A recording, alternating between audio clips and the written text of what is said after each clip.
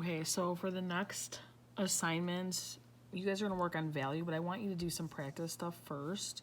So I'm gonna give each one of you one of these. Please make sure you put your name at the top. The first section, it says regular shading, and then you're gonna use this ebony pencil. I will make sure there's a bunch of those sharpened tomorrow for you to use. I already did an example. So basically you're gonna start on this box and you're gonna shade that as dark as you can, and then each box is gonna gradually get lighter as you go on. As you can see, it should be very gradual. You shouldn't even see the lines at some point until you get to the lighter spots. And then it should go from dark all the way to no color in this one. This one's completely white. So this takes practice. It's not easy to get this many different shades. You don't want any of the boxes to be the same. You want them to be different from each other, but yet blended together. So this is an important activity when we go to the actual project, because a lot of people just see things in dark and light, and there's so much more shades in between that. So this one is the pencil, the first one. The second one I said cross hatching. So cross hatching is exactly how it looks. It is literally just lines that intersect each other. They just cross.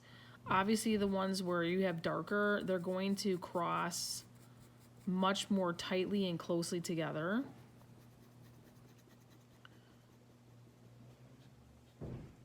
And then as you get lighter and lighter, they get further apart from each other.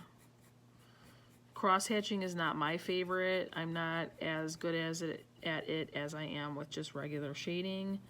So that's why, even though I'm making you do this activity, you're gonna have your favorites too. It might not necessarily be cross hatching, but cross hatching is something good. I want you to try it out.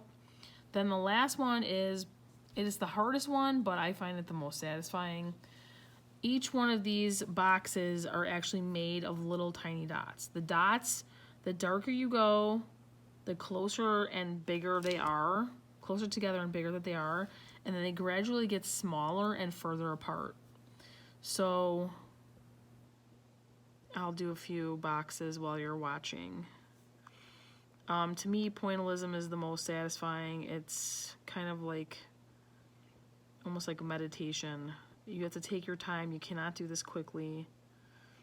To me, it's like therapy. Some of you might hate it. You don't have to do it in your project, but I can show you an example of a project I did way back when I was in college, and how cool it looks when you use pointillism. I'll show you a couple examples of each one, and then I'll post them on Classroom tomorrow. But for now, I want you to work on these practice pages. Okay, so basically you get the idea. That box is gonna be filled this way, and then each time I get lighter, my dots are gonna get smaller and further apart. So then this box might look like that. I would finish it up. This box may look like this, and I would finish the whole box. And then this one I may just leave blank, because I could leave each one of these blank to show that I'm going all the way from the darkest shade to the lightest tint. Okay, and you should know what those concepts mean because you watched the video and completed that assignment, which, by the way, I will be grading. So hopefully you are listening and watching and you did that assignment. If not, you better get it done. It is posted in Classroom. Okay, so you're doing shading 3 different ways. Don't forget to put your name on it. Yes, this is for points. You need to turn it into the mailbox when you are done.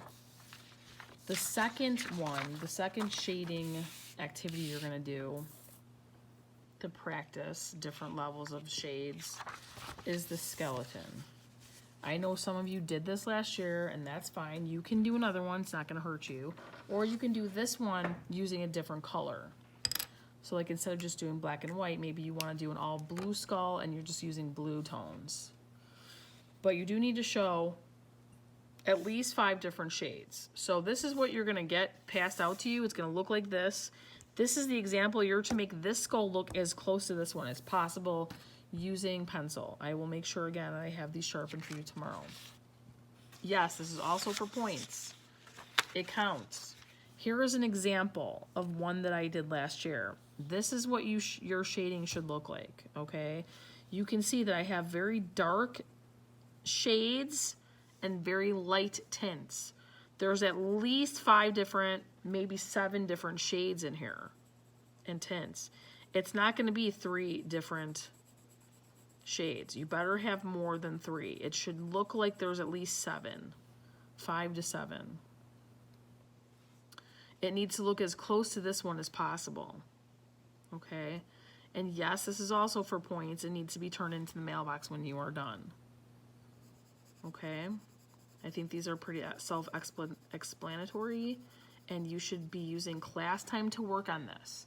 If you have questions or comments or you need help, please raise your hand during class, even if I'm busy, or come see me at my desk, and I will be more than happy to help you with art-related questions, comments, or thoughts. Okay, see you guys tomorrow, and hopefully we have a good day. Take care.